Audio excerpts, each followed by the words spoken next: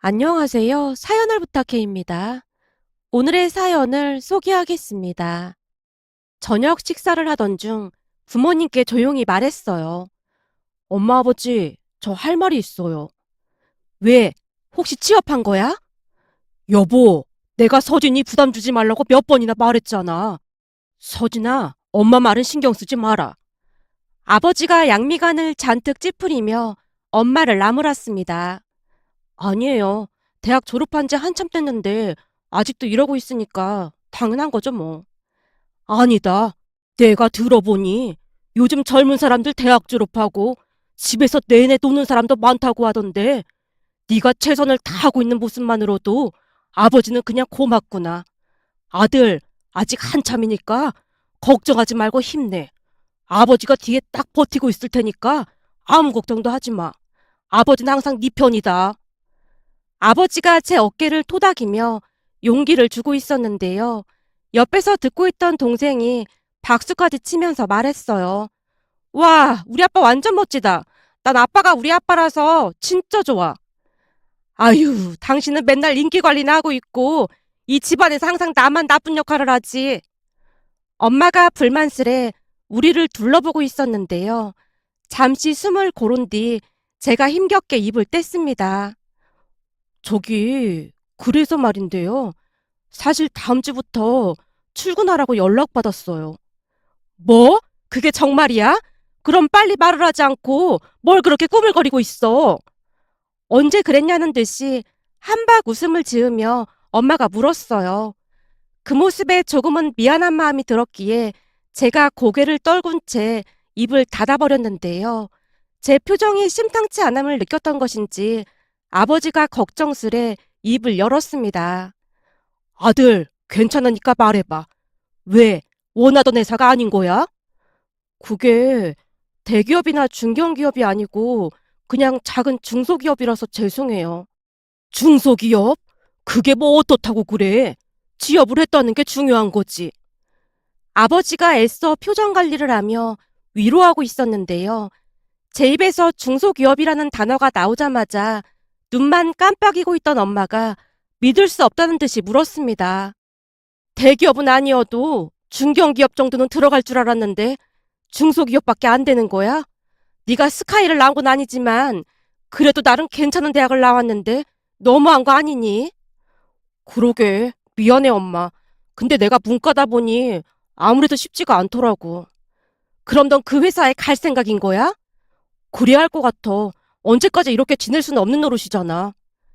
제 말이 채 끝나기도 전에 엄마가 긴 한숨을 내쉬고 있었고 아버지가 제 눈치를 보며 엄마를 다시 나무랐습니다. 여보, 우선 취업을 했다는 게 중요한 거잖아. 축하해주자고. 그래도 중소기업은 좀 그렇지.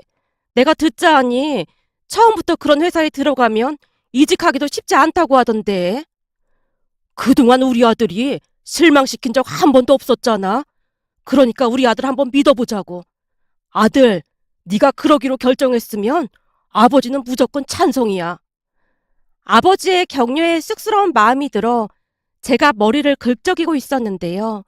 그 순간부터 엄마 얼굴에 근심 걱정이 가득해 보였습니다. 오빠, 나도 응원할게. 우리 오빠는 어디 가도 잘할 거야. 거기서 경력 쌓고 좋은 곳으로 가면 되잖아.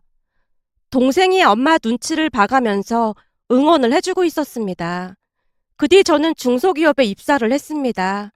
첫 출근날 양복을 챙겨 입던 저를 보며 엄마가 여전히 아쉬운 듯 말을 꺼내기도 했어요. 이 양복을 백화점에서 엄청 비싸게 주고 샀는데 아쉽네. 엄마, 내가 잘해서 꼭 더 좋은 회사로 이직해 볼게. 알았어. 엄마도 너 믿어. 그러니까 화이팅해. 엄마가 문 밖까지 나와서 배웅을 해줬습니다. 대학을 졸업하고 첫 직장이었기에 많이 경직된 모습으로 사무실로 들어갔는데요. 다행히 사장님뿐만 아니라 직원들 모두가 좋아 보였습니다. 다들 어찌나 반겨주던지 몸둘 바를 모를 정도였으니까요. 우리 이서진 씨 인상이 아주 마음에 들었다니까.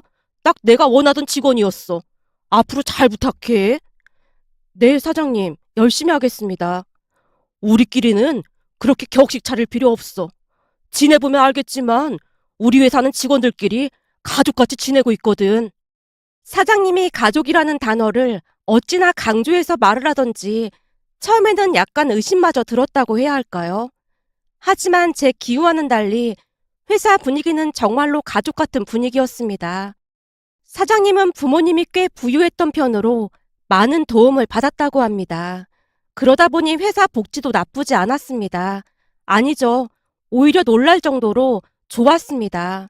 한번 입사를 한 직원들은 거의 퇴사를 하지 않는다고 할 정도였으니까요. 처음에는 중소기업에서 그게 어떻게 가능할까에 대해 의아함마저 들었었는데요. 그 모든 것은 사장님의 배려에서 비롯된다는 것을 알 수가 있었습니다. 어느 날은 선배의 어머니가 갑작스레 돌아가신 적이 있었어요.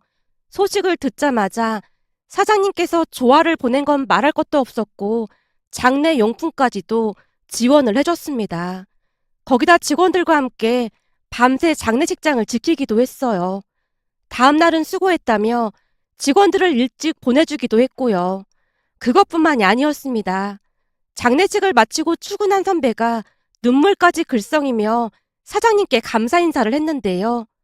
사장님, 정말 감사합니다. 아버지께서 감사 인사를 꼭 전해달라고 하셨습니다. 아니야. 내가 도와줄 수 있는 게 그런 것뿐이어서 오히려 미안했네. 아닙니다.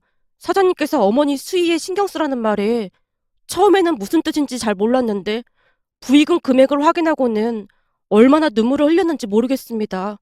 사장님 덕분에 어머니께 마지막 효도를 한 것 같아요.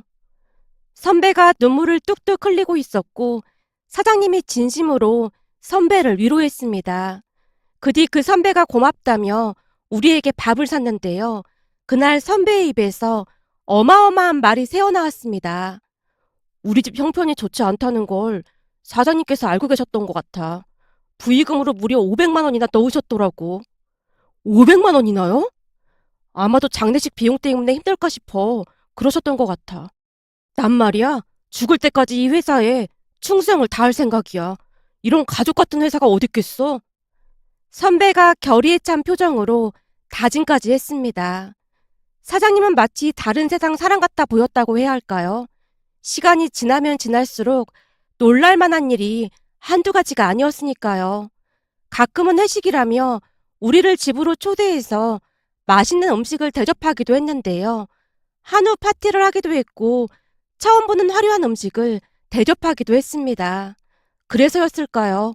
저도 굳이 다른 회사로 이직을 하고 싶지가 않았습니다. 어느 날 만난 대학 동기가 초췌한 모습으로 제게 말을 했거든요. 이건 완전 노예나 다름없다니까.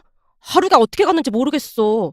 거기다 대기업은 정치질이 얼마나 심한지 라인 한번 잘못하면 일을 아무리 잘해도 말짱 도루묵이 된다니까. 이러다 생명줄이 줄어들 지경이다. 다들 서로 못 잡아먹어서 안달이 나곤 아무것도 아니고 내 직속 선배는 내 실적을 아무렇지도 않게 가로채가고 진짜 하루하루 속이 시커멓게 타들어간다니까. 이런 짓을 언제까지 해야 할지도 알 수도 없고 그냥 허울만 좋을 뿐이라니까. 까놓고 월급도 많은 편도 아니야. 가끔 연차라도 쓰게 되면 아침부터 일 때문에 전화가 온다. 그게 무슨 연차냐? 재택근무지. 한참 동안이나 하소연을 하던 동기가 소주를 들이키다가는 쓴 소주 맛에 잔뜩 인상을 쓰고 있었습니다. 소주를 한 입에 털어넣던 동기가 그제서야 제게 물었어요. 넌 어때? 요즘 중소기업도 엄청 빡시다며.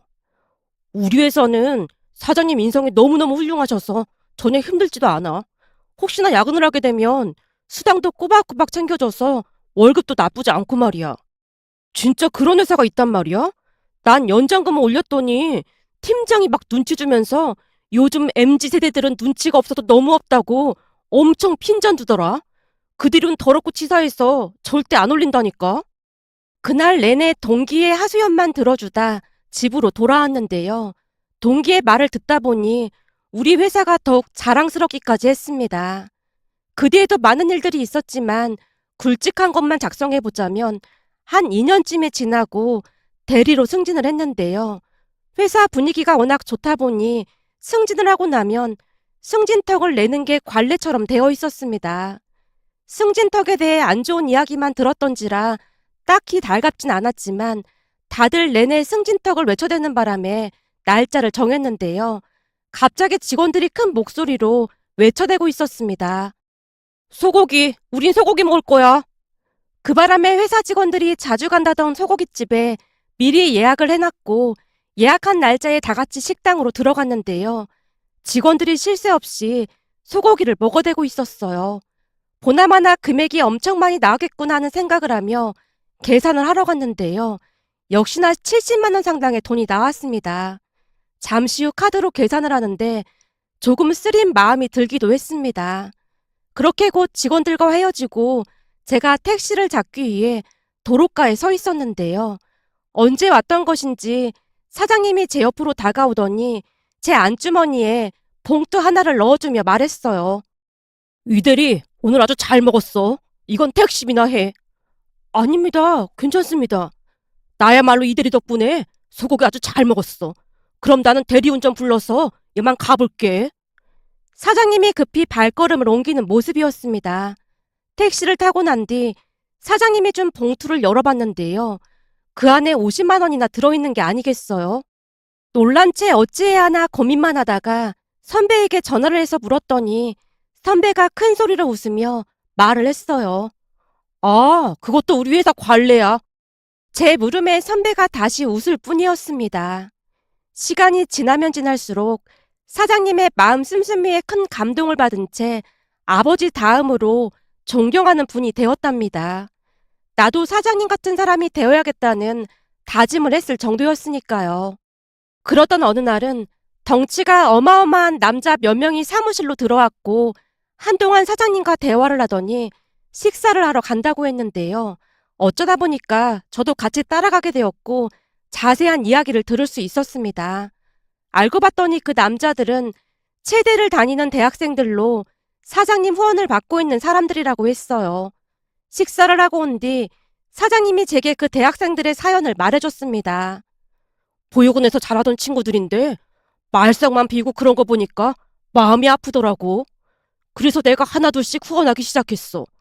예전에는 의심 가득한 눈으로 바라봤는데 내가 자주 가서 밥도 사주고 고민도 들어주고 하다 보니까 금세 아버지처럼 나를 따르더라고. 워낙 정이 그리웠던 친구들이라 더욱 그랬을 거야. 공부는 힘들 것 같고 운동을 곧잘 해서 그쪽으로 뒷바라지를 해줬더니만 엄청 열심히 노력하더니 최대의 합격을 한 거야. 어찌나 기특한지 모르겠어. 그럼 사장님이 학비랑을 도와주고 계신 거예요? 그렇지. 내가 도와주고 있지. 사장님은 참 대단하신 것 같아요. 대단하긴. 사실 난 운이 좋아서 유산을 많이 물려받았거든. 그래서 사회에 보탬이 될 수 있는 일을 하고 있는 것뿐이야. 내가 가진 걸 조금씩만 나눠주면 세상이 참 밝아지거든. 사장님의 말에 고개가 절로 숙여졌습니다. 아무리 돈이 많아도 기부를 하거나 후원을 하는 건 절대 쉬운 일이 아니었으니까요. 그렇게 저는 사장님을 더욱 신뢰하게 되었고 회사에 뼈를 묻겠다는 각오까지 하게 되었어요. 그러다 어느 날은 집안에 기가 막힌 일이 일어났는데요. 집안일로 인해 너무나 스트레스를 받다 보니 살까지 빠진 채 얼굴이 말이 아니었어요. 그런 제 모습을 보던 사장님이 걱정스레 물었습니다. 이대리, 요즘 무슨 일 있는 거야? 얼굴이 왜 이렇게 상했어? 그냥 집안일이 좀 있어서요. 집안일? 내가 무슨 일인지 물어봐도 될까? 그냥 직원들 정서관리 차원에서 물어보는 거니까 불편하면 말 안 해도 돼. 순간 힘들었던 일들이 스쳐 지나가면서 울컥하고 말았고 사장님이 저를 한 카페로 데리고 가서 물었습니다. 이대리, 집안에 무슨 큰일이라도 있는 거야? 내가 도울 수 있는 일이라면 도울 테니까 한번 말해봐. 물론 반드시 비밀은 지킬 테니까. 저기 사실은 제 여동생이 얼마 전에 회사에 입사를 했거든요. 나름 공부도 잘하고 해서 중견기업에 들어갔는데 그 회사 남자 선배가 동생한테 고백을 했던 모양이에요. 말을 하는 내내 심장이 두근거려서 제가 잠시 말을 멈췄는데요.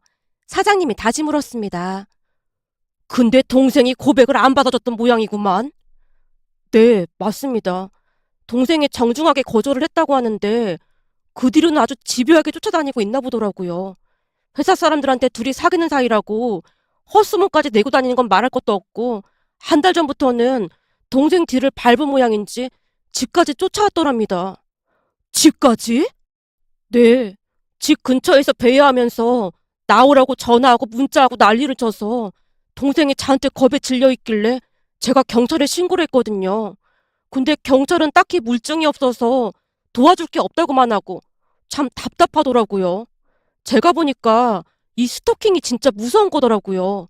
몰래 동생이 어딜 가는지 어디서 뭘 하는지 다 알고 있고 진짜 소름이 끼칠 정도예요. 동생뿐만 아니라 부모님도 너무 스트레스를 받아서 동생한테 차까지 사주셨는데 며칠 전엔 그 인간이 주차장에서 기다리고 있더랍니다. 결국 어머니께서 매일 동생을 마중 나가고 있는데요. 동생은 회사를 그만둘 생각까지 하더라고요. 정말 어렵게 들어간 회사이기도 하고 동생 적성에 맞는 그런 일인데 너무 안타깝네요. 그치만 무엇보다도 동생의 안전이 제일 중요한 거니까 회사를 그만두는 게 맞는 거겠죠. 그동안 있었던 일에 대해 자세히 설명을 하고 있었는데요. 잠시 동안 입을 꾹 다물고 있던 사장님이 제게 기가 막힌 제안을 했습니다. 내가 이런 말 하기 좀 그렇긴 한데 내가 사업을 하다 보니 사람들의 특징이 한눈에 보이기 시작하더라고. 그러니까 내 말은 동생을 따라다니며 힘들게 하는 그런 부류의 인간들은 좋게 좋게 말하면 말을 들어먹을 인간들이 아니야. 내가 짐작해보건대 경찰이 어찌할 수 없다는 것도 이미 다 간파하고 있을걸. 거기다 이런 경우 동생이 회사를 그만둔다고 해서 해결될 일이 아니다 그 말이야. 그럼 어떻게 하죠? 눈에는 눈, 이에는 이라는 말이 있지? 이게 딱히 좋은 말은 아닌데 그런 부류의 인간들은 호되게 한번 혼나봐야 정신을 차릴 거야. 그치만 경찰도 증거 운운하면서 딱히 방법이 없다고 하던데요. 그래서 말인데 내 주변에 운동을 하는 사람들이 꽤 많거든. 지금 체육관 운영하는 사람도 많고 말이야. 체육관 운영하는 사람이요? 사장님의 말이 선뜻 이해가 되지 않아 눈만 꿈뻑이고 있었는데요. 사장님이 빙그레 미소를 짓더니 다시 말을 이어갔습니다. 그러니까 내가 그 사람들한테 말을 해두겠다 그 말이야. 무슨 말을요? 이 사람 답답하게 왜 이래?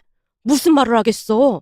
영화에 나오는 것처럼 어깨들이 우르르 나타나서 멋모르고 조직 보스의 가족을 괴롭힌 최후를 맛보게 하는 거지. 네? 그러니까 협박을 하겠다는 말씀이세요? 이 사람아, 말을 똑바로 해야지. 지금 협박은 자네 동생이 받고 있는 거고 우린 그저 다시는 얼씬거리지 못하게 무서운 경고를 날리겠다는 말인 거지.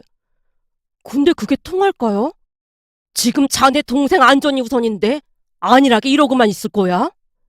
그동안 사장님이 보여준 모습에 그 역시도 신뢰가 될 수밖에 없었고 저는 사장님이 하라는 대로 해보기로 했는데요.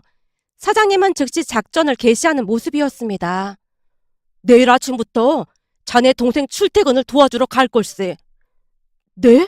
출퇴근을요? 자네는 그냥 내가 하라는 대로 하기만 해. 사장님이 의미심장한 미소를 짓고 있었습니다. 그렇게 다음날 동생이 출근하는 시간에 맞춰 덩치가 어마어마한 남자 셋이 주차장 근처에서 동생을 기다리고 있었어요. 물론 부모님과 동생에게는 미리 말을 해뒀고요. 잠시 후 동생이 주차장으로 내려갔다는데요. 어디서 나타난 것인지 그 스토커가 동생 앞을 가로막더랍니다. 그런데 그 순간 동생을 경호해 주려고 기다리고 있던 남자 셋이 삽시간에 그 스토커 주위를 에워쌌고 조용히 구석으로 데리고 갔다네요. 대장으로 보이는 남자가 스토커 어깨에 손을 올리더니 무서운 얼굴로 말을 했답니다. 네가 우리 유진이 힘들게 하는 놈이야? 당신들 뭐야? 아니 누구세요? 잔뜩 쫄은 모습으로 고개도 들지 못한 채 기어들어가는 목소리로 묻더랍니다. 누구세요? 너 아직 분위기 파악 못했지? 우리 유진이가 누군 줄 알고 그러고 다녔냐? 그럼 배짱이 있으면 뒷감당도 각오했겠지. 우리 형님이 널 산채로 잡아오라고 했으니까 좋은 말로 할 때 가자. 그 스토커의 팔을 잡으려던 순간 혼비백산한 채 빛보다 빠른 속도로 뒤도 안 돌아보고 주랭랑을 치더랍니다. 사람이 어떻게 저렇게 빨리 달릴 수 있을까 놀라기까지 했다는데요. 그 모습에 어찌나 어이가 없던지 동생 입에서 실소가 터져나왔다네요. 그 뒤에도 그분들이 무려 한 달 동안이나 출퇴근을 도와줬고 그 스토커는 단 한 번도 나타나지 않았습니다. 그러다 어느 날은 퇴근을 한 동생이 잔뜩 상기된 표정으로 말을 했어요. 완전 대박이야. 그 인간 말이야. 회사에 사표까지 냈어. 뭐? 사표를 냈어? 그냥 개인적인 사유라는데 사표를 낼 때도 완전 겁에 질려 있었대. 그때 그 구석에서 뭐라고 더 했던 것 같은데 뭐라고 했던 걸까? 혹시 오빠는 알고 있는 거야? 나도 자세히는 모르지. 그러니까 너도 자세히 알려고 하지도 마. 어쨌든 잘 해결돼서 다행이잖아. 사장님께 너무 고맙네. 그 인간이 회사를 그만뒀다는 말에 부모님도 안심하는 모습이었습니다. 그 뒤 혹시나 그 인간이 앙심을 품고 다시 찾아오지 않을까 하는 걱정이 되기도 했지만 다행히 그런 일은 없었습니다. 그 모습에 아버지께서 사장님을 따로 찾아와서 감사 인사까지 했고 두 분이 술까지 마시면서 금세 가까워지는 모습이었어요. 그러다가 얼마 뒤부터는 호영호재하는 사이가 되었고요. 세상 일 모르는 거라고 했던가요? 사장님과의 인연은 거기서 끝나지 않았는데요. 두 분이 가까워진 뒤 가족끼리도 자주 만나게 되었고 어느 날은 사장님이 제게 물었습니다. 저기 내가 형님이랑도 말은 해봤는데 혹시 우리 딸이랑 만나볼 생각은 없나? 네? 사장님 따님이랑요? 이대리 처음 보자마자 아주 맘에 쏙 들었다니까. 내내 지켜보니 요즘 사람들 같지 않고 사람이 아주 진국이야. 우리 딸은 만나볼 의향이 있다고 하는데 이대리 생각은 어떤가? 내가 부담 주려고 하는 말은 아니니까 좀 더 생각해봐도 되고 말이야. 사장님이 시간을 주겠다고 말은 했지만 채 며칠이 지나지 않아 다시 말을 꺼냈고 얼마 뒤 저는 사장님 딸과 소개팅을 했습니다. 말이 소개팅이지 전에 몇 번 가족들끼리 만났었던지라 크게 어색함도 없었습니다. 그 뒤 우리는 그냥 물으르듯 연인 사이가 되었고 사귄 지 1년이 되지 않던 어느 날 결혼식까지 올렸습니다. 양가 집안에서 많이 서둘렀거든요. 저는 지금도 회사 일을 배우며 잘 지내고 있답니다. 며칠 전 아내가 눈물까지 글썽이며 임신 소식을 전해왔는데요. 세상에 이런 인연이 또 있을까 싶어 이렇게 글 남겨봅니다. 오늘의 사연은 여기까지였습니다. 즐겁게 보셨다면 구독, 좋아요 부탁드립니다. 고맙습니다.